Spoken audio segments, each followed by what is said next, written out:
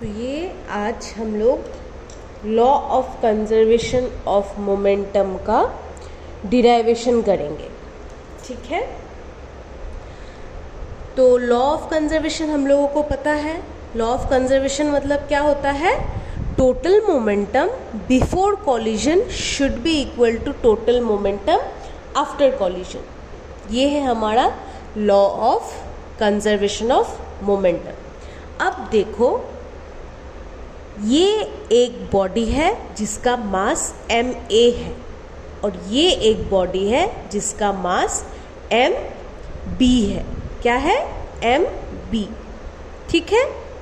अब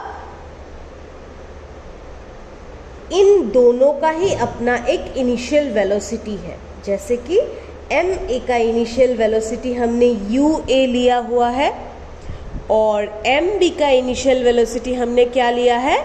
ub लिया है। इतना तक समझ में आया?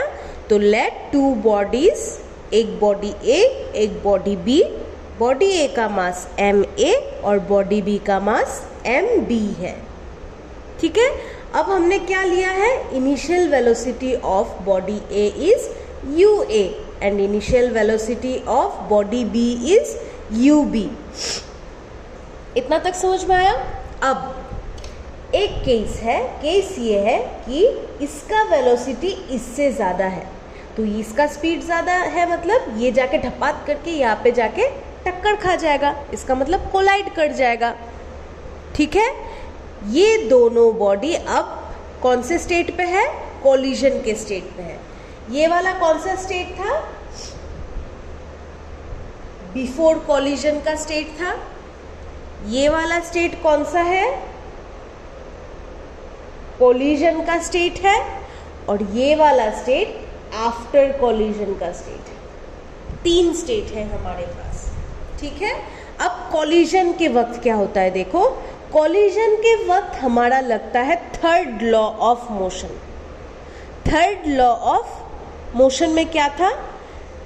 Every action has equal and opposite reaction. इसका मतलब फोर्स दोनों ही एक दूसरे को देंगे। ए भी बी को देगा, बी भी ए को देगा, है कि नहीं? और थर्ड लॉ ऑफ मोशन ये बोलता है फोर्स जितना बी को देगा उतना ही फोर्स ए को भी देगा।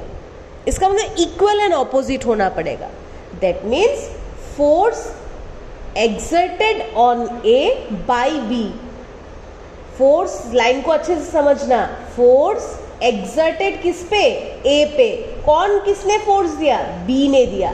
Should be equal and opposite के लिए ये minus sign, should be equal and opposite to force exerted on B by A. ये होता है लिखने का स्टाइल, ठीक है। इसका मतलब लिखने का स्टाइल क्या है कि फोर्स ए जो बी को देगा should be equal and opposite to force जो बी ए को देगा। ये समझ में आया? ये अगर A है, ये अगर B है, ये भी एक फोर्स दे रहा है, ये भी एक फोर्स दे रहा है, दोनों फोर्स इक्वल होना पड़ेगा, दोनों फोर्स इक्वल होना पड़ेगा। और इक्वल के साथ क्या होना पड़ेगा? ऑपोजिट भी होना पड़ेगा, ठीक है। ये रहा कोलिजन के वक्त। अब अगर मैं ये दो चीज़ को कोलाइड करवाऊँ, ये कैप और पेन को कोलाइड करवाती हूँ, तो क्या होगा? ये कोलाइड करके इधर दो ऑपोजिट साइड में जाएगा, या फिर दोनों सेम साइड में जाएंगे, या फिर दोनों के दोनों ऊपर नीचे चले जाएंगे। मतलब दोनों एक साथ चिपके हुए नहीं रहेंगे। मेरा कहने का मतलब है दोनों एक साथ इस स्टेट में नहीं रहेंगे। दोनों का ही कॉलिजन के बाद अपना एक अलग वेलोसिटी हो जाएगा, जिसको हमने फाइनल वेलोसिटी लिया है। जिसको हमने क्या वेलोसिटी लिया है? फाइनल वेलोसिटी लिया है।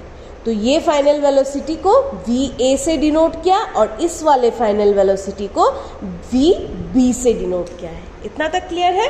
इस वाले वीडियो को मैं पार्ट्स में बना रही हूँ, फिर से बना रही हूँ, क्योंकि बहुत ज़्यादा लंबा होने पे क्या हो रहा है, वीडियो अपलोड नहीं कर पा रही हूँ, ठीक है। ये रहा आपका लॉ ऑफ कंजर्वेशन का डिराइवेशन का फर्स्ट पार्ट, ठीक है।